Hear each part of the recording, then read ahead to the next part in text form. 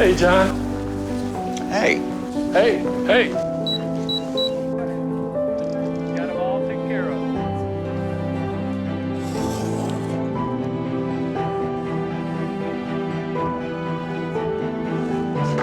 It took years for me to follow my dream. Bye. I went online, and it took minutes with Hiscox to insure it. Hiscox, protecting business dreams since 1901. Hey, Matt, it's time for dinner. Not now. Bedtime, Layla. Not now. Come on, Layla. Not now. Time to get going, Layla. Not now. Hey, are you coming to happy hour? Not now. No. When you're ready, Hiscox is there for you. Hiscox, protecting business dreams since 1901. All right, everybody. Once again, welcome to the Top 10 Marketing Tips for Insurance Agents. This is a free webinar that we're putting on as a part of Marketing 360 and Hiscox. So thank you for joining us. Really quickly, thanks to the sponsor, Hiscox, again, a leading specialist insurer with origins dating back to 1901, which is crazy. Hiscox Group has over 3,000 employees and over 400,000 small business customers. So definitely reach out to them, connect with them about the coverage needs and anything that you might need from an insurance perspective on that side. All right, before we get started, a little about me. This is my favorite part. My name is Brandon Lilly. I am the Senior Brand Director here at Marketing 360, and I am also a small business owner myself. My wife and I own The Life of the Party, which is a 40-year-old brand costume and Halloween store year-round located here in Fort Collins, Colorado. I've got two kids. We've just got one picture because the other one is very little and very new, and he's got crazy curly hair. It's pretty fantastic. You can also find other videos that I have done on our Marketing 360 social profiles. I have a lot of fun doing these videos, so you can always hit us up there. In fact, if you connect with us on social, most likely you're going to be chatting with me. You can also find the videos that I've done. A lot of them are on YouTube. So just a little bit about Marketing 360 here. Marketing 360, Websites 360, and Top Rated Local. That's our family of brands. Marketing 360 is our all-in-one, fully inclusive platform that includes everything you see here: CRM, scheduling, payments, nurture campaigns, social, reputation, ads management, intelligence, all sorts of different things that you need as a small business owner, all included into one software platform that allows you to run your business instead of being run in your business. So here's what we're going to talk about in this webinar. First, how to turn your website into a lead generating machine. Second, how to leverage a CRM as your marketing database. We're going to talk about how to nurture your leads and customers with email marketing, how to get some more reviews and more referrals, always important, dominate your competitors on Google My Business, rank highly for the best keywords, and more with content marketing, how to become the best and most well-known insurance agent in town on social media, increase your market share via multi-channel marketing, level up your marketing technology and your talent, and we have a power tip at the very end, so stay tuned. All right, if at any point any of this seems overwhelming, and I can talk about this for hours, so I will try to keep this as short as possible. If it does seem overwhelming, please feel free to reach out to us. We'll help you out from there. You can also always hit us on our social accounts, and you'll most likely be chatting with me. So tip number one, how to turn your website into a lead generating machine. This is critical. So the very first thing that we need to think about is your website is your 24/7, never calls in sick, never takes a holiday, never takes a day off salesperson.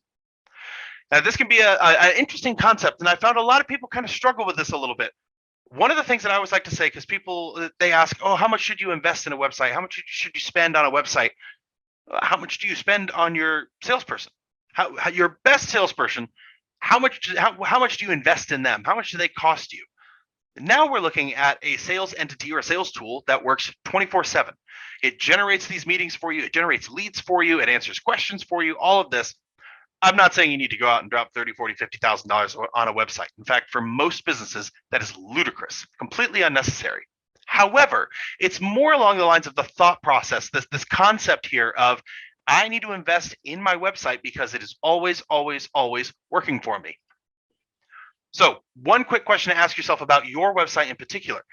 Does it pass the 2.5 second rule? And what I mean by that is, can somebody go to your website and in 2.5 seconds understand exactly what you do, where you are, who you are, why you do it? How can you answer these immediate questions? So we're looking at it here, Gulf to Atlantic insurance for business. Okay, I know what you do, and I know that you cover this wide range of areas. Get started, learn more. I can figure that out real quickly. That passes the 2.5 second rule. Now, there are some stats that Google has shown that say something along the lines of, when someone is doing their research and when they're kind of looking for a new company that they want to work with, they're going to open between 4 and 7 tabs, usually off of the first page of Google. So you've got add, or the other organic pages, right? They're going to open these up and they're going to flip between them and see the one that makes the most sense. And that's the one they're going to invest their time in. That's where this 2.5 seconds comes from. They're not going to spend a lot of time on your website. So you've got to be able to build some trust there. Trust plus traffic equals leads, right? If you're getting traffic, if you're getting people to your site, and we'll talk about some ways to do that here shortly, now you got to get them to trust you, right? They have to trust. They've got to trust the website. So that's where you start to get those leads. You see here, we recommend Top Rated Local. Top Rated Local is a widget that just lives right on your website there. It allows you to collect reviews. You can showcase those reviews, and it allows people to kind of see what your overall rating is for quality, value, timeliness, experience, satisfaction, and your overall score. Top Rated Local is an aggregate of all your other review platforms as well. So if you've got reviews on Facebook, or you've got reviews on Google My Business or anything like that, it will pull all of this information in, and that's how you get your rating score. So it makes it really easy for a user to identify exactly what your reviews are. Are they valuable? Are they powerful? Without needing to go to a bunch of different platforms. Easy navigation and a clear call to action. This is critical, not just on your desktop, but on your mobile device as well, right? A lot of people are going to be doing their research. They're digging through, they're looking on their phone. Maybe they did some research initially on the desktop. Now they're back on their phone. They're chilling. They're watching TV. Or their kids are outside goofing around. So now they're on their phone just doing a little bit more research.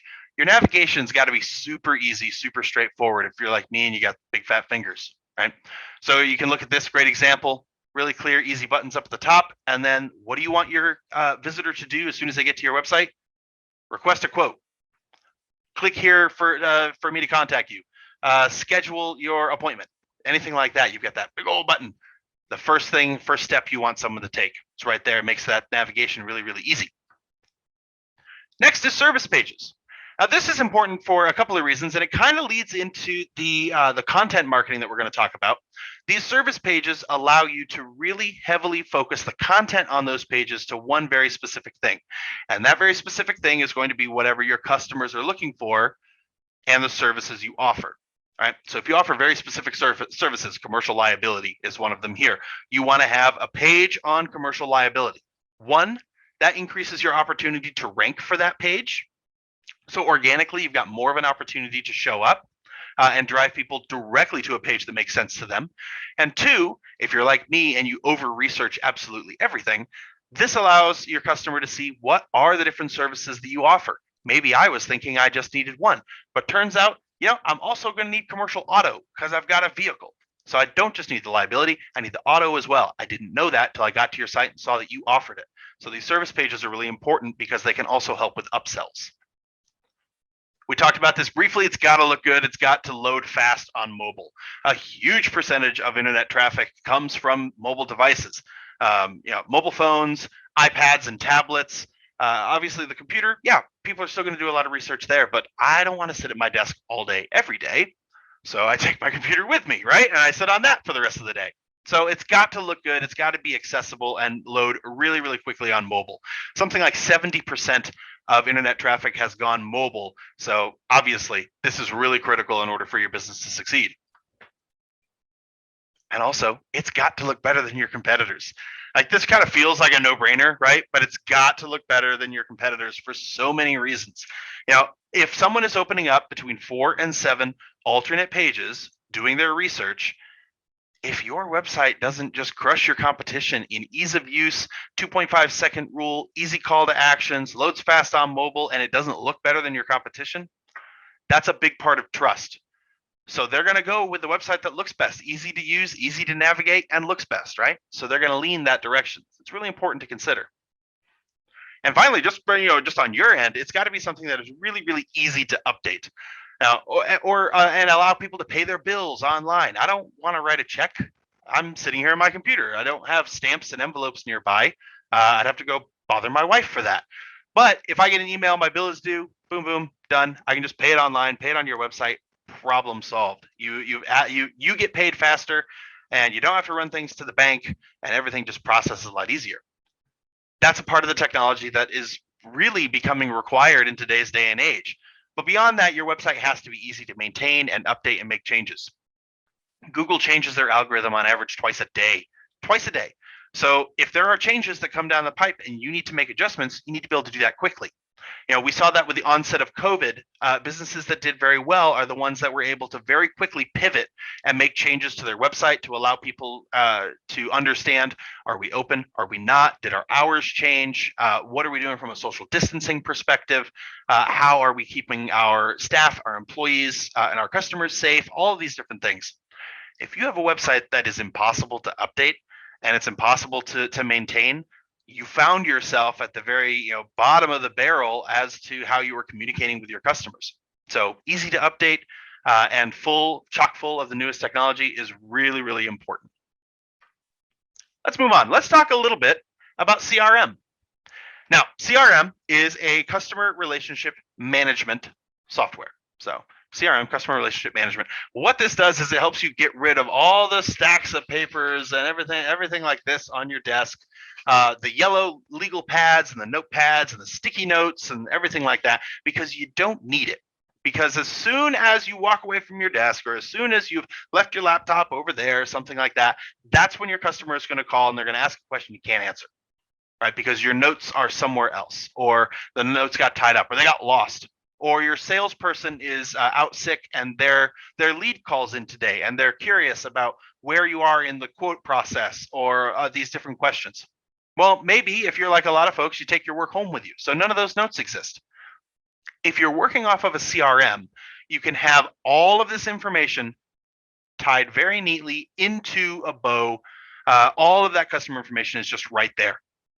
So how do you start? You start by connecting your forms to CRM. As people are coming to your website and they're filling out for information and they're requesting more details, just have that form, that database, or the information port directly into your CRM. Now you can start using your CRM as your customer relationship management and marketing database. So we've got an example here of a form and how we do that. We want to get that connected. Next, you can unlock the power of automation. So you've got your forms, maybe it's a scheduling form or just a request for quote or something like that. Now you can tie it into a bunch of different things. It can tie into the CRM, so it builds the customer profile. You can port it over into a CRM list. And this list, you can then use nurturing software or email software so you can communicate with people effectively and automatically. You can also, move this over into scheduling. So if someone has scheduled a very specific time, this can get on your calendar. So there's no more missed calls. There's no more going, oh, I got time for lunch, ring, and now you haven't eaten all day. So you want to unlock the power of automation. And you can use this to manage your business. You can manage the scheduling and payments. You can assign and manage leads. You can manage your customers, your tasks, your projects. You keep your files all there. And you can keep your team organized. You do have somebody leave or they move on to a cool new opportunity, you get to take all the information from their customers and boom, pass it out to the rest of your team. There's no more trying to figure out where everybody was. As long as you've got your folks, your team, or whoever it is, maintaining their contacts in the CRM, this becomes click of a button. Much, much easier. So we mentioned nurture, right? And you need your CRM, and then we put them into nurture lists. This is what we're going to do with that. So we segment out our lists. We segment out this information based on what kind of customer they are. Are they a lead? Are they a customer? What type? Commercial, retail, auto, health, any variation thereof.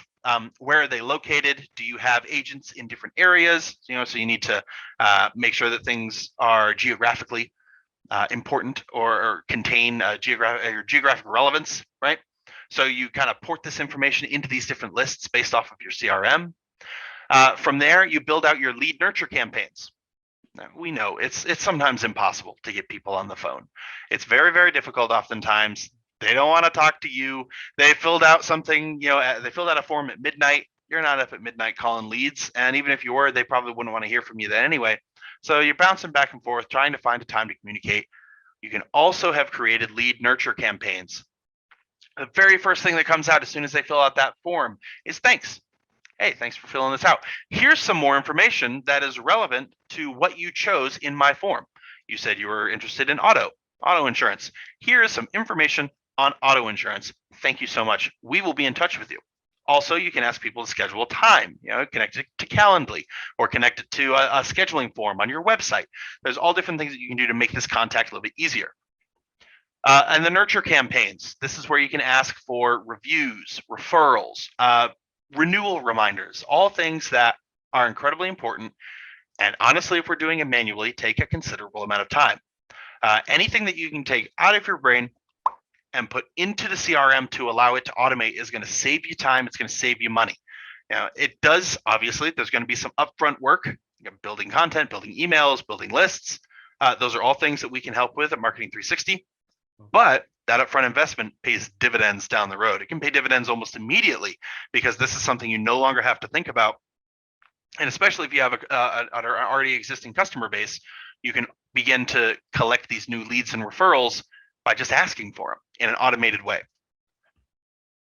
So a couple of things that we want to do here, use a catchy subject line, right? We're all inundated with email. I've read multiple blogs and comments from people that are like, email's dead, email's passe, email doesn't work. To this day, email is still one of the most cost-effective lead generating and sales tools out there. It still is. It will change obviously based on your industry and based on how clean your customer list is, if you have one, or if you're building one, all these things. There's a lot of variations. However, it's still a very, very cost-effective way to connect with your customers and with your leads. But you've got to stand out amongst the crowd because there's a lot of them. So use the person's name in the subject. If you know it and it's in the list, then that's something that you can port in automatically. Keep it short, keep it simple, add value. What is an email you would open? That's the email that you can write. Small details, obviously, with emails, they make all the difference. And we've got this list here. We want it to be personalized, right? Because we don't want to feel like this is just a catch-all email that I got. It needs to feel personal so you can have that connection. If you verify your domain, and this is something you can do through Marketing 360, you increase your opportunity for those emails to actually hit someone's inbox. It's got to be designed for mobile, right? A lot of our emails just get checked right here. In fact, I've got a bunch already. So those are all emails that get looked at. You can A/B test your designs. Hey, just because you think it's great doesn't mean that it resonates with everybody else. If it comes right down to it, and you've got to put pink dancing elephants in your email and that gets you results, put some pink dancing elephants in your email to get the results. That's the whole point. You can test, and make sure, how's it look in Gmail? How does it look in, who uses anything other than Gmail? How does it look in Yahoo? How does it look in, these different things? So you can test them out and see how they look. You can test different best days and times, right? For some people, I have found it incredibly successful to send their emails at like 7 o'clock on a Sunday, 7 o'clock Sunday night. Especially in the business world, a lot of us are checking our emails so that we don't walk into a firestorm on Monday morning. So that could be a great time to get your email read. It could be during the lunch hour on a Wednesday when people are just kind of scrolling their phone and taking some time, things like that. Maybe it's early in the morning on a Saturday. Who knows? For your industry and for your customers and your business, you want to do some testing. Make sure you include your address and include unsubscribe because that's required by CAN-SPAM.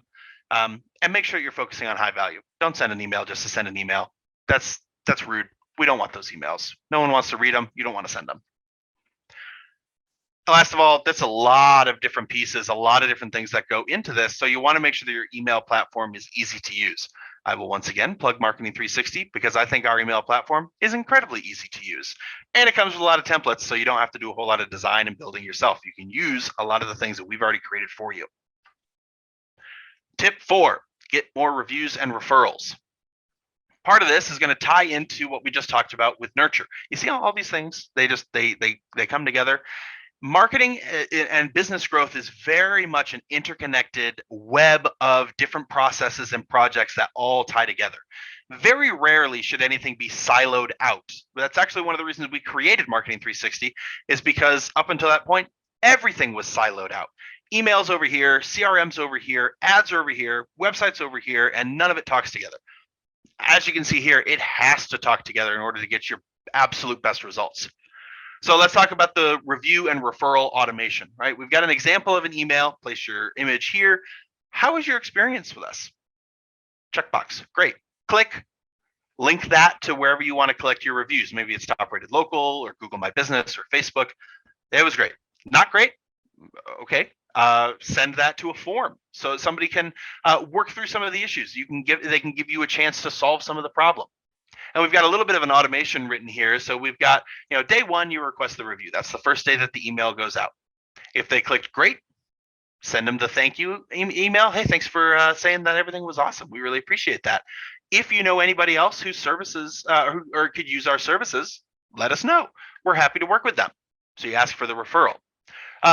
They click not so great, don't send them another email. Send them to that form, so that they can be communicated with. They don't want more automated emails from you. Again, that's rude. Don't do that. Now, if you want to reach out to them directly or have one of your customer service reps do that, that's perfectly fine. But, give them a chance to fill out the form and to communicate with you in a way that they feel comfortable. Maybe if, maybe this is a way where they feel like they can be honest. They didn't want to tell you to your face. So this is something that's a unique way for them to do that. And then you can follow up at a time where they feel safe. No click, wait a couple days, send another email. They didn't click again. Okay, now we're going to send a different request. Maybe it's a different design. This email links to a different review platform. Maybe they just didn't have a profile on the first one and they're like, I'm not going to do that. Day 7, same thing. So you spread it out a little bit. And if you don't get a response, you don't get a response. And then cut it off. Don't bother people. They don't want to leave you a review. Don't be like one of those apps that's always asking. You don't have to have a review from them if they don't want to leave you one. Text message requests. You can either have this sent directly by the agent, or this is something that you can automate if people have signed up for it. So hey, hey Brandon, this is Nancy from Statewide Insurance. I just wanted to check in with you, make sure we're doing a good job, make sure you're happy, this and that. Ask for feedback. Ask for that referral. Send people, obviously, they're going to get the text on their phone. So send people to a very nicely designed, mobile-friendly website.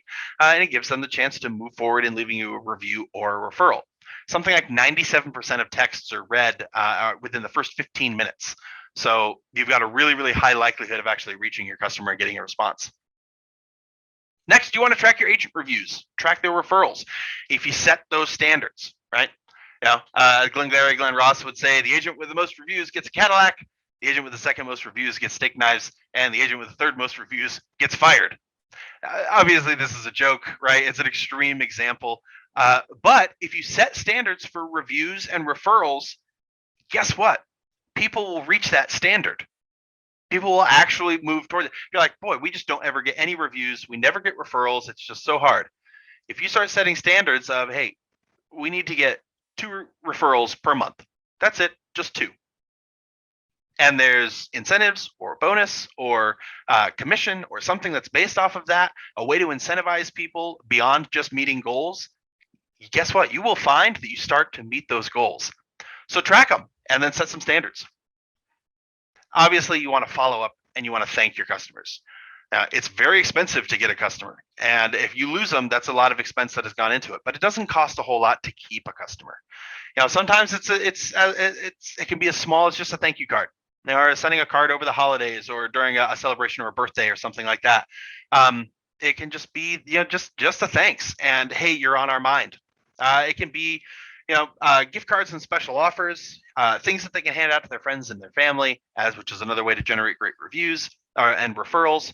But it's just another way to kind of show your customer, hey, you're not just a number in the book. You're actually a person that I care about.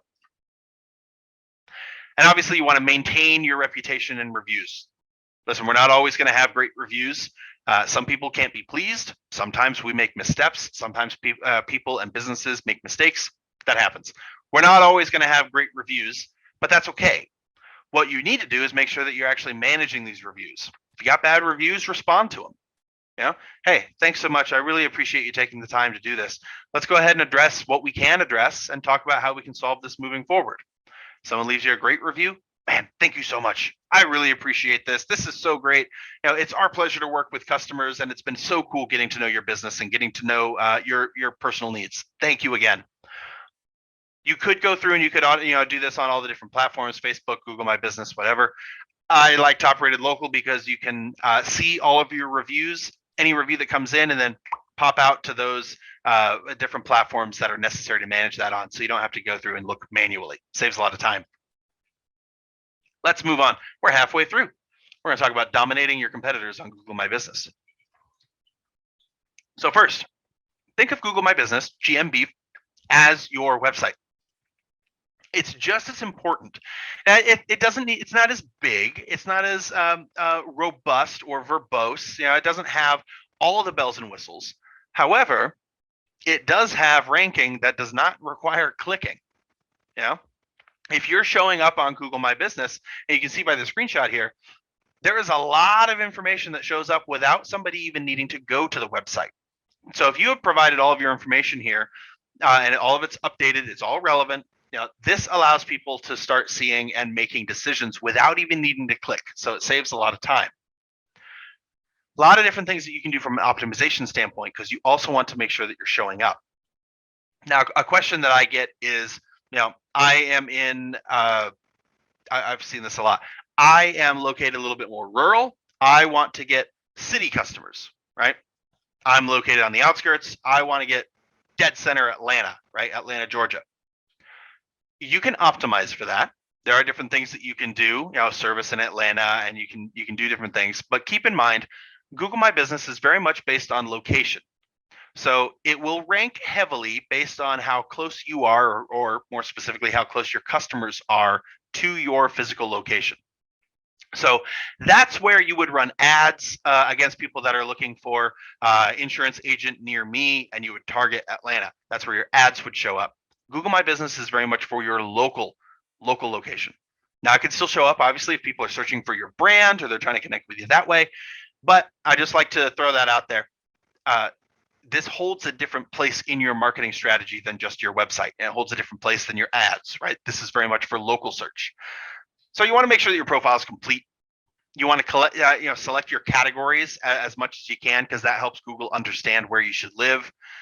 You get your website on there, and then you can also do things like appointment buttons, or schedule an appointment, photos, reviews, post on it. All these different things help to really engage with your customers and keep you top of mind and top of those organic rankings. If it's done right, and again, depending on your area, it really can be one of your absolute best ROIs, like absolute lowest cost, great lead source, because people are it's just very, very easy for them to connect with you. And you're showing up in a local area, and you're showing up in their local area, which gives you kind of that foot forward on some of the national brands that you may be competing with. And you also want to optimize on other business listings. So Google My Business is obviously used as the source of truth for like Android or Google Maps for people that are navigating or searching on there. But you've got others like Siri and Amazon Echo and everything like that. I can't say the name because she's right there. They're not really going to use Google My Business as their source of truth. They use it sometimes, but they're also going to use Apple Maps and Bing Business and all these other profiles and listings in order to check, cross-check, and verify. All of these different tools out there that people use, including GPS and voice assistants, they don't just use one source. So you can go through and you can optimize for all of these listings. Again, I'll plug Marketing 360 because we can optimize on the top 50 for you as a part of the Marketing 360 platform. So very important. That makes sure that all of your information is exactly accurate across everything. It can be done manually, but again, we're looking to save time. We're business owners and entrepreneurs. We're busy people. That's that business listing management software that will help to save us our time right there. So you can see we've got manage your reputation with Top Rated Local, and then we've got kind of the listing of some other things that we can manage and optimize. Let's move on. Ranking high for keywords with more content marketing. We touched on this briefly, talking about the the service pages, and that's absolutely a part of it. But what's the strategy that goes into this? So first things first is we want to talk about our research and our planning, keywords, hashtags, topics, seasonality, building a content calendar. We've all got just the best of intentions. We've got great intentions for writing that blog, writing that newsletter, sending out the letters, all of that. We've got great intentions, but as soon as life gets in the way, it's one of the first things that has to go out, it has to go out the window. So carve out some time and do your research and planning in advance. Create your content calendar and give yourself your topic lists, how you're going to approach it, just your full strategy. It will make everything else, especially what we're talking about here, so much easier, I promise you. So let's go back here. Popular keywords, right? So this is an example of what we would see in Denver, Colorado. Insurance agents near me gets about 1,600 searches locally per month. Independent insurance agents sees over 8,000. And then you start to break down into others: health insurance, car insurance, local insurance broker, general insurance agency. So start to do your research. If you don't sell life insurance, you don't want to rank for life insurance. So you need to be making sure that the keywords that you're using on your website and your content are related to the services that you provide. This also relates back to the service pages that you originally created. And it helps Google understand that you do auto insurance and home insurance, not life insurance and retirement insurance, right? So it's not just using insurance as its keyword and as its identifier, it's using all these different pieces. We can also talk about hashtags. These are popular hashtags that show up, such as insurance, life insurance, auto insurance, business insurance claim, all these different things if you're posting on social that you want to be aware of. Now, a pro tip, you can also use YouTube for this. And I particularly enjoy that, one, because I love doing videos on YouTube and I love communicating with people there. I also use it as a place where I can do my research. And it's the second largest search engine in the world. So if you go through and you do any one of these, how, when, what, why, where, underscore, and then whatever name that you're looking for. So in this case, we've used the example of how underscore insurance, how insurance works. Now, Google is going to take that underscore and it's going to populate it with different concepts and ideas. So this can give you great ideas on content to produce, blogs, videos, if you're so inclined. I highly recommend it. Email topics, different for newsletters and things like that. How insurance work, how insurance claims work. How do I walk through a claim? Insurance deductibles. How are premiums calculated? All these different things that they legitimately are questions that we ask ourselves. You know all these answers. You know the answers to all of it. I have insurance. I've owned insurance for years and years and years, and there's still a lot that I can't explain about it. How is my premium calculated? Why does it go up? Why does it go down? I have business insurance. What other kind of business insurance do I need? How do I use the business insurance? What qualifies? There are all sorts of different things. So these are different topics that you can use to start to build out your calendar, your schedule of content. And see, we've got some great seasons and holidays as well. Obviously, seasonally, this will change. So depending on your industry, there's going to be a lot of things to consider. Not everybody is, really cares about St. Patrick's Day. That's sad and disappointing. I love that holiday, but it may not be relevant or something that serves any purpose within your industry. Different holidays like Christmas or Hanukkah or Kwanzaa or any of those may be important in your industry or they may not, right? And they may just be important to your customer base. It's maybe not industry specific, but just your customers. So you want to think about these things. How can you produce content around holidays or seasons that are important to your customers? If we're talking about service-based businesses, plumbers are a great example. The colder it gets, the more you're going to start seeing content that is related to heaters. Even differently, or more so, if you are a plumber who is based out in, say, New York, you're going to be talking more about boilers as it gets colder than you are, say, if you're based out in California, where you're not really talking about boilers, just because the customer base is wildly different, just based on the geography. The season is the same, but their needs are different. So keep that in mind as you're thinking about how do you communicate with your customers as you're researching and planning and building out this content calendar. What are seasons or holidays that may make sense for them? Now we talk about our on-site and our off-site foundational SEO. This is your website, this is your social, this is your listings, and it does, we do talk a little bit about our service pages because those can also rank organically. So as you're building out your topics, this is a great way to identify the keywords that you're going after. Insurance is not a good keyword to go after.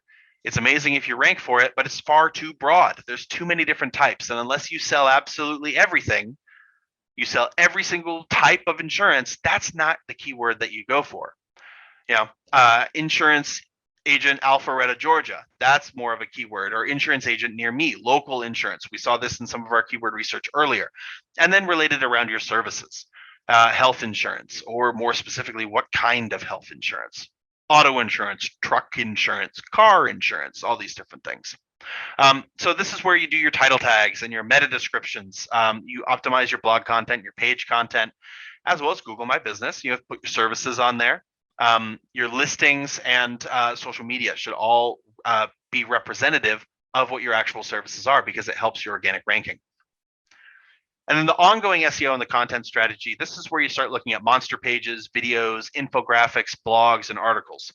That foundational SEO is essentially, these are my foundations. I don't have to change them very often. I don't have to go through and make a bunch of different edits or change the content constantly. This is what it is. The ongoing content is how you show Google and other search engines that you are relevant, and you retain this relevancy. And you're always adding new pages and new content. There's always something new. So it just brings the spiders, brings the bots back more often. They keep reading, they keep scanning, they keep ranking, and helping you increase your organic ranking. If people are opening between 4 and 7 competitors or search results at a time, most of the time you're going to see between 3 and 4 ads, and then everybody else is organic. So if you have an ad and you're showing up organically, your website now comes up twice, which gives you double the amount of opportunity to ensure that you are the person that they choose to work with versus one of your competitors. Push them back down the page so that they don't even show up the next time someone's looking for them. Here we've got some great examples. Minnesota home insurance, auto insurance in Minnesota, life insurance, Minnesota umbrella insurance. All of these are different articles or monster pages that are all very specific to the service being offered. Different videos, right? Day in the life of an insurance agent and a mom, life of an insurance agent, insurance, all these different things that are related, because it's just additional content that can be consumed. Now you may feel, people aren't going on YouTube. They're not searching for insurance agent. That's fine. Post your content there anyway, because it's free and it doesn't hurt you. And then embed your videos in your emails. And then link them back to the blogs that you've posted. Embed these in the blogs, right? This is all content that can be produced and used multiple ways, multiple times, which goes into distribute and promote. It goes on your website, it goes in your blog, it goes in your email, you post about it on GMB and social and run ads. Creating content can take a lot of time, a lot of energy. So you want to make sure that if you're creating great content, you're actually getting great value out of it. Just writing a blog and posting about it, or writing a great email and sending it, is not enough. You have to be able to use and reuse this content, because again, we're all busy people. So if we're going to spend time and energy building something, we've got to make sure we get great value out of it. So throw the video up on YouTube, share it on Facebook, put it in your email, send it back to your blog, embed it on your blog, so it's on your website. Use these different videos. Now, if it's really relevant, go ahead and put it permanently on your service page, because it's specific to that service. All these things help to make sure that we're getting great value out of the content that we're producing, and not just wasting time spinning our wheels. Because now we can get our data and we can analyze and we can optimize. Now, if you're spending a ton of time on infographics and they are just not getting results, it's time to stop doing infographics. You might like them, you might love them, they may look very pretty. Your friends and family say, I love your infographics. But if they are not generating leads or helping to influence lead generation, it's time to get rid of them. But you're not going to know that unless you're analyzing and optimizing. So it's a really critically important part. It's not always the most fun, because sometimes you look at it and you go, man, I spent so much time on that and it is just not resonating with people. And that's sad, but that is also a part of doing business. So now you get to do something exciting, which is come up with a new way to reach your customers, and then again, analyze and optimize and make things better from there. Do more of what's working and less of what's not. So let's move to tip 7 and how to become the most well-known insurance agent on social. So when we talk social or say social media, we're talking Google My Business, Facebook, Instagram, YouTube, LinkedIn, Twitter, Pinterest, TikTok, all these different social networks that exist out there. It's important to remember that you do not have to have a presence on all of them. You probably should have a presence on some of them, but it's better to not have a presence than to have a ghost town. You don't want to look like you started something and then abandoned it.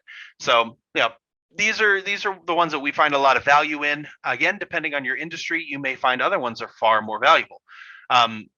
For local retail stores and things like that, there's all the neighborhood apps and neighborhood social accounts. Those can be very, very valuable.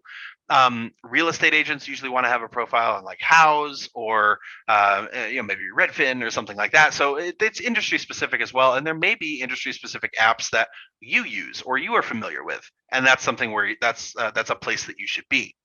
However, from a standard perspective, these are kind of the old standbys, right? Google My Business, Facebook, Instagram, YouTube, LinkedIn. Think about your audience, right? Your local community is what's inside your service area. You might service the entire US, you might service North America, and you want to make sure that your content is supportive of that and that you're communicating with customers in a broader base. However, you probably have a headquarters, you probably have agents in certain areas or something like that, and that can be an area that you would want to focus in or focus some content towards. But think about how you can use that local information to draw new content from. Your neighborhoods, your schools, local schools, city events, nonprofits, other businesses. It's a great way to expand your reach.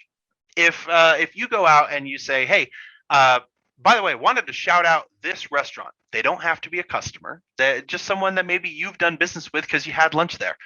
This restaurant here local is amazing. I had an excellent time there. I highly recommend them. Tag them in it, right? Share that on your social accounts. Guess what? Most of the time, that business is then going to share that post, or they're going to comment back, or they're going to start doing the same thing and they post on their social. Hey, thanks so much, 123 Insurance. Really loved having you guys in here. Really appreciate the shout out. That's amazing. Now you're reaching another market, right? And you're doing it very cost effectively, but you're also promoting small business, or you're promoting your different city events or nonprofits or school teams, things like that. A lot of places are really, really involved with their high school sports or something like that. So that's a great way to get your message out there, communicate with people that are potentially your customers, and share some really cool details. So just like we built a content library, a content marketing plan, you can also do the same thing here with social and make an idea library. Hashtags, holidays, quotes, jokes, memes, blog posts, content you've produced, seasonal ideas, reviews, things like that. Social is one of those great things. My phone is full of different social ideas. I see a meme that I like, I take a picture that I think is powerful, I get a review that I'm a big fan of, and I just collect all of those. And then at night, when I have some time, I go through and I schedule out my content. How do I want this to be promoted? Where do I want this to go? Sometimes I'll do it live. I'll read an amazing article and I'm like, I love this article. This is really good information. Share it right there, right? Putting this information, it doesn't have to be from your blog. It doesn't have to necessarily be your content, because you're trying to add value. We're adding value to our social networks. We're not just selling. Think about your content strategy and your post types, right? What your branding looks like. The consistent branding on social is really important because it can help catch the eye of someone who's just scrolling through the feed. If they love your brand or love your business or always looking for content from you because it's so valuable, seeing that related branding can help them stop and then focus in on what you posted. And then, like I mentioned earlier, schedule this stuff out. Give yourself the same, give yourself standards. You've already given your team standards of they need to generate 2 referrals per month. Give yourself some standards for how you want to post. There's a lot of different research out there. There's a lot of different analytics that you can research as to how many times you should post, when you should post, what time of day, what day, on what social media, things like that. I have found that consistency is far, far better than just that rapid fire or random posting. So if I'm going to post at 7 in the morning, I'm going to post at 7 in the morning every single day. right? So that content is then becomes consistent. Get your frequency, get your cadence, identify who's responsible for it. Maybe you're responsible for one thing and a teammate is responsible for posting other things. Maybe they're just more familiar with it, or it's something that they want to do. They want to have a little bit more responsibility. Let them. Social is a great way to do that. And you want to engage, right? Follow your local nonprofits and businesses and city programs and things like that, so you can like and comment on their content. It gets your information out there into their network and hopefully spark some engagement. You can also engage with people on your own content if they're asking questions or messaging you or sending DMs or liking or sharing. You always want to engage with those folks so that they feel like they've got a way to connect with you. You can put Facebook Messenger or something like that on your website and allow people to message you directly. Respond to your DMs. Those are great ways to engage with customers that maybe they're a little higher in the funnel. They're tire kicking a little bit. They've got a question you can answer. Perfect. Now you're a resource for them. They've got other questions. They'll come back to you.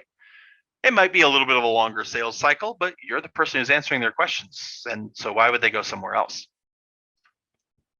And again, the fun part of all of this is you analyze and you optimize. What's working? What's not? What do you need to do more of? What do you need to do less of? What can you change? Are you getting stale? Are things moving? All of these different aspects and pieces across all of your social channels. So you can use the social report out of Marketing 360 to identify where are you seeing success and where are you seeing a little sluggishness and maybe you want to change things up. You can also go to each profile individually and pull your own analytics and identify from there. And the 4 P's of social proofing: you're professional, you're popular, you're proactive, and you promote. That's your heuristic, right? It's professional content. You generally want to develop this popularity. You're proactive in your communication and in your posting, and you promote yourself and your local economy and your local businesses and your local nonprofits.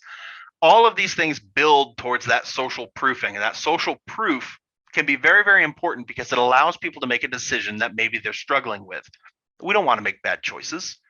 We don't want to be the person that wasted their money on something or bought something that we weren't fully educated on.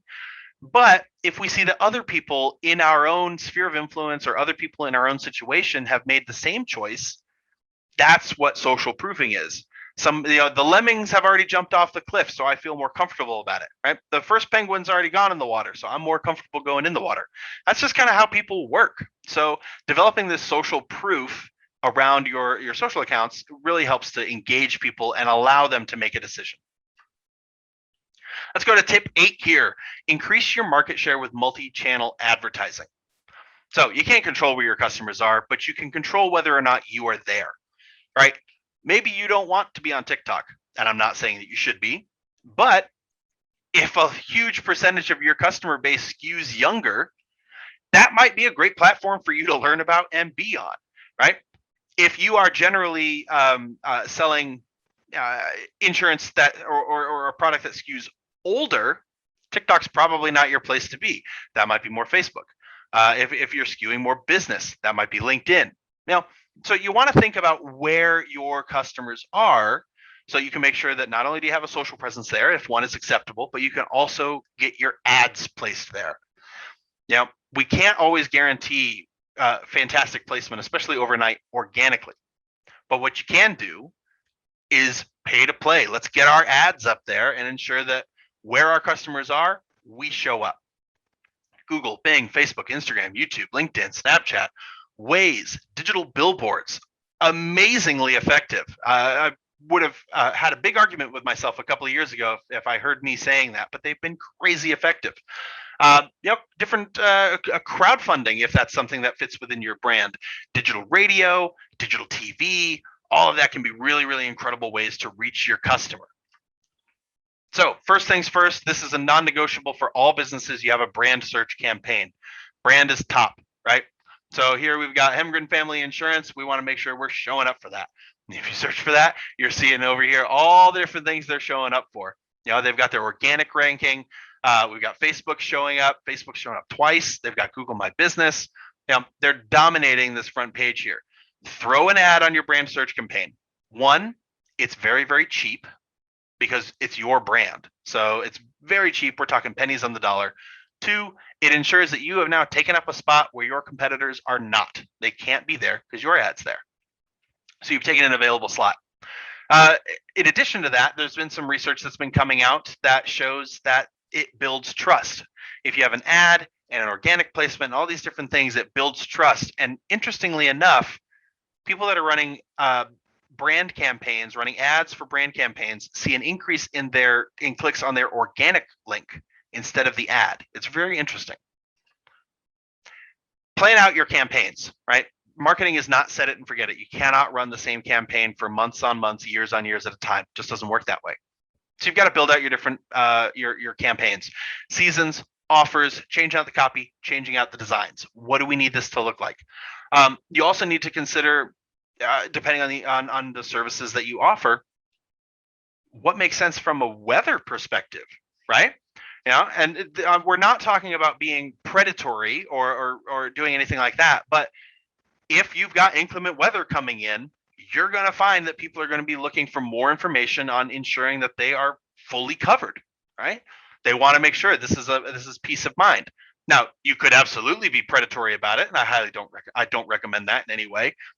That is not good for your business or your brand, but producing value, providing value and peace of mind is. So plan your campaigns accordingly. Set up your multi-channel retargeting. If someone has come to your website, we want to make sure they become a customer. That's not always the case. In fact, 97% of people that visit a website for the first time do not make a purchasing decision, which a purchasing decision could be a phone call, buying a product, buying a service, scheduling a contact, or providing their personal information for you to reach back out. That's the purchasing decision. 97% of people do not make a purchasing decision on the very first time that they visit a website. In fact, it takes between 7 and 12 times for them to make a decision on average. So you've got to have retargeting because it costs money to get people to go to your website. We don't want to lose 97% of them. That's ridiculous. So you run your retargeting campaigns. Retargeting on Facebook, Instagram, YouTube, LinkedIn, Google, Bing, all of these channels. If it offers a retargeting campaign, you set one up. You can set it up on Twitter. You can set them up on Pinterest. They're all over the place. And this ensures that if someone has visited your website or engaged with your content somehow, your content will also be available for them to see on other networks or other channels that they visit.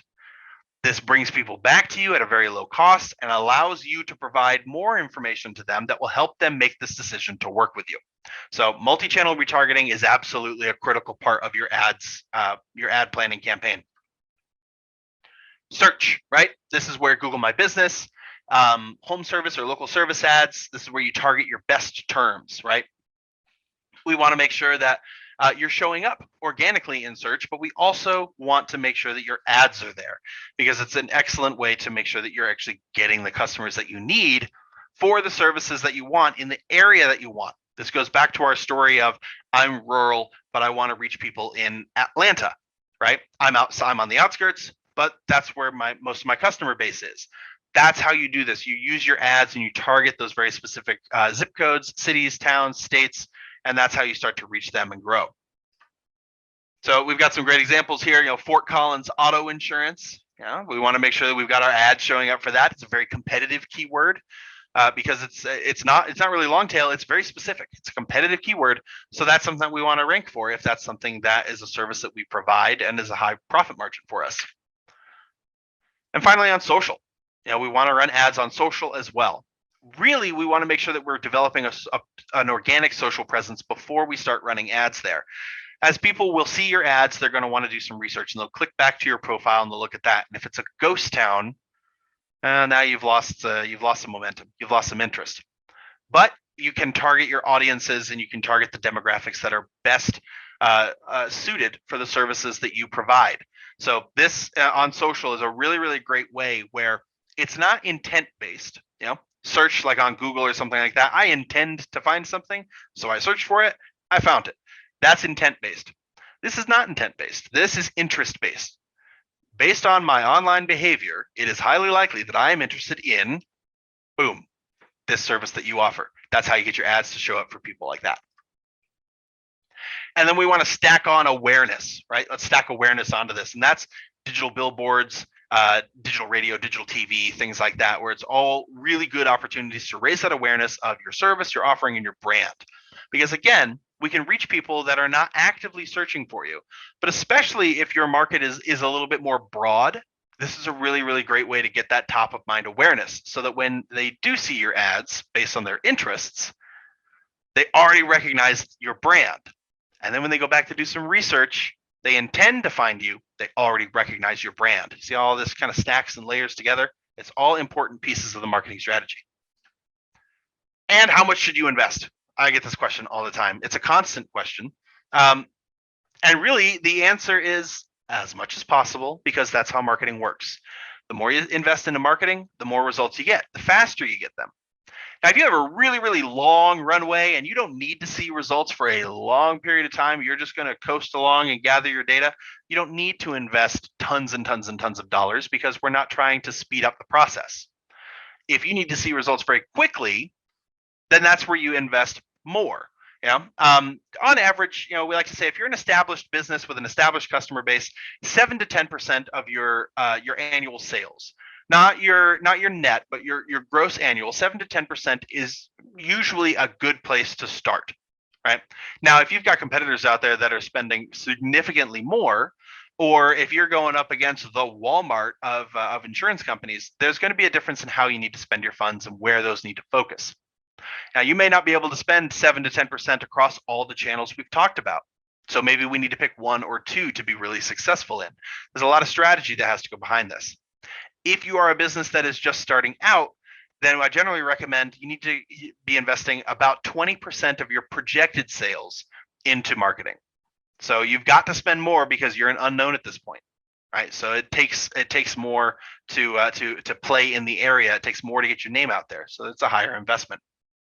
So there's different things that you can look at, right? You're investing in digital real estate. So especially if you have an office, how much is your office costing you? We need to think about this, because now you have a second location. Your second location is your website, and you need to drive customers to it. How much is your top salesperson making? How much are you paying them to close deals? Well, we need to talk about how much we should be paying to generate leads so they can close deals, right? That's another way to look at it. Another one is to use marketing math, and I'm a fan of this, is you take your sales goal and what your average sale is, and how many total sales you need at your average sale to reach your sales goal.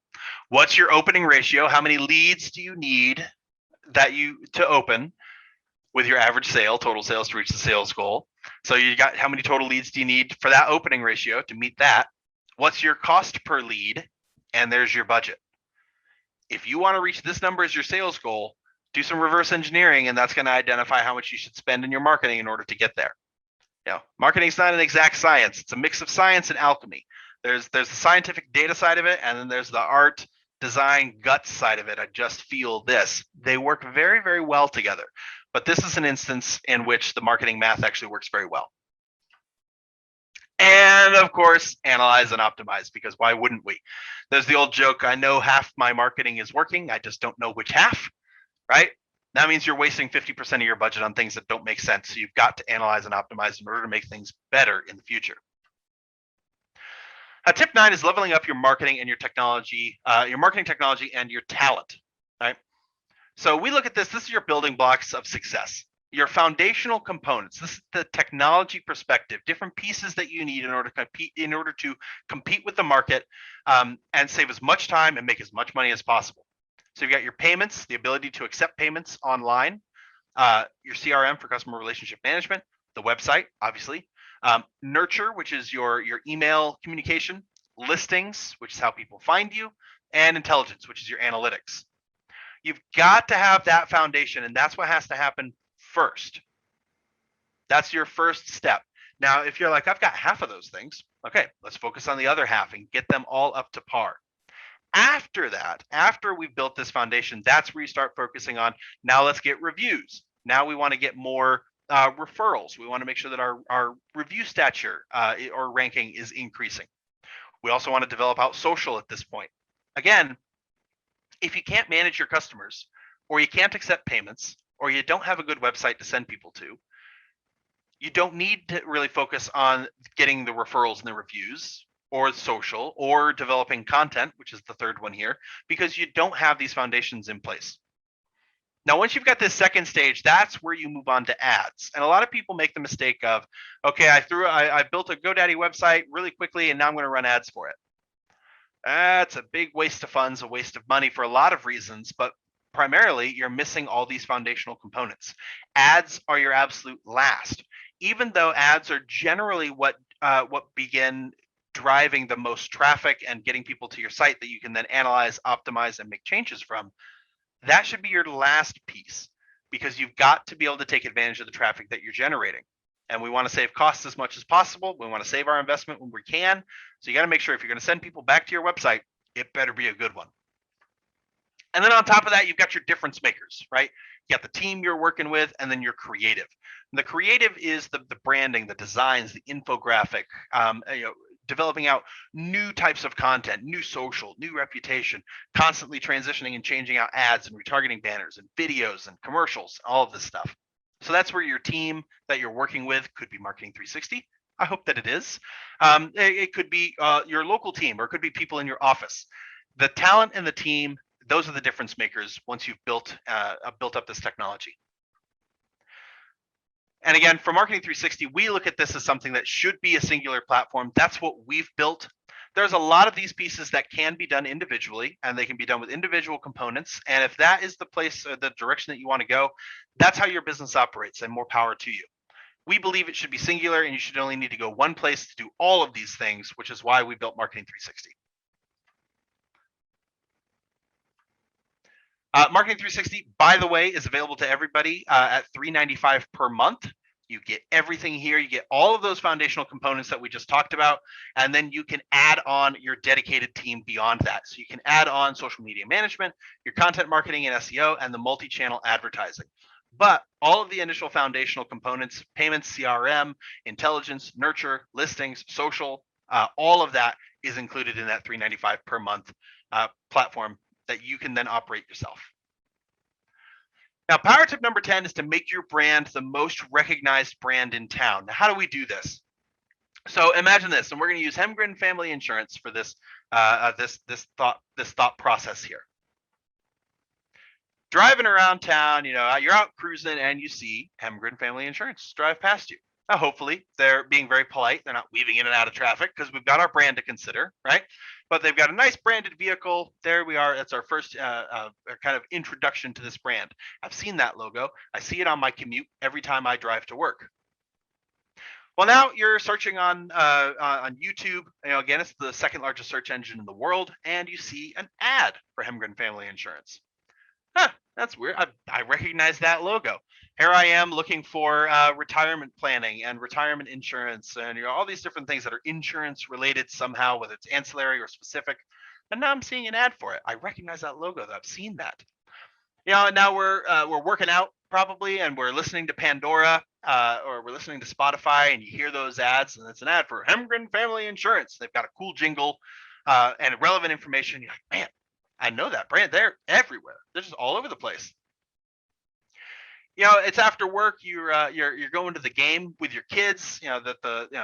It's their school game, and you're out there and you see this billboard off in the distance. You're like, oh my gosh! And they're supporting the school too and the sports teams.